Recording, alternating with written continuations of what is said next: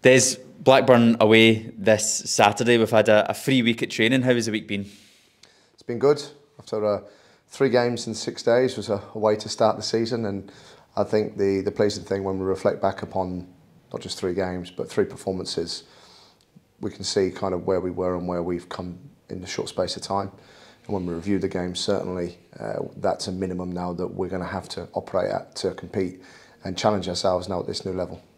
Yeah, how much pride do you take on the back of those 3 performances? And when you assess them now, when you watch them, how much belief does that give you for the season that if we can reach those standards? Yeah, we said after Norwich we won't get carried away, but what we need to do is recognise the really good parts to what we do and how we do it. We've obviously entered into a relative unknown. You know, it's a big jump, League One to Championship, and to be able to do it in a short space of time as well, a shorter off-season for us. And we've had a big change of a playing group. I think we've brought in 14 players already.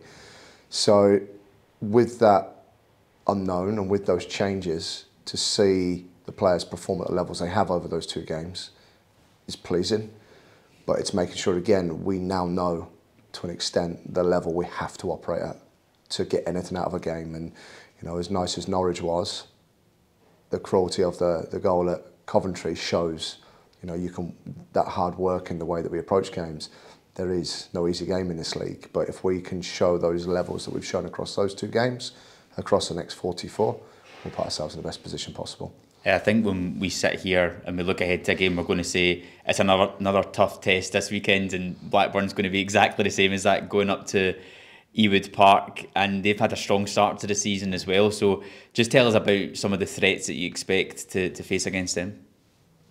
Look, it's no surprise. They've got a good coach, always had very well-organised teams. Got off to a great start. He said they scored 7 goals in their first 2 league games and won their cup game by 6. So, you know, I've had a really good opening campaign, but I'd like to think if they, you know, they look at us, they'd like to think similar. So I'm expecting a good game. Again, it's another venture into the unknown for us, up to Ewood Park to play a very good Blackburn Rovers side. But we've had a week to try and prepare ourselves and get ready for that and build upon the good work that we've started with, and you know, we'll put ourselves in the best spot. It's a rare 3 o'clock kickoff, this game away to Blackburn, but I suppose these are also the types of games that as supporters, when you're going into the new season, going to these new grounds, that you get excited for as well. And I think there's going to be a really big following of Oxford United fans going up there this weekend, and we saw that against Coventry as well. How important is that? Yeah, I think the atmosphere that we had at Coventry the other night as an away game was great. You know, it was unfortunate. You know, we took as many as we could, but there was problems with public transport and people not being able to get home. That's not the case this weekend. It's a bank holiday weekend. You know, I think people are giving themselves at least 5, if not 6 hours to get up there, or we certainly are.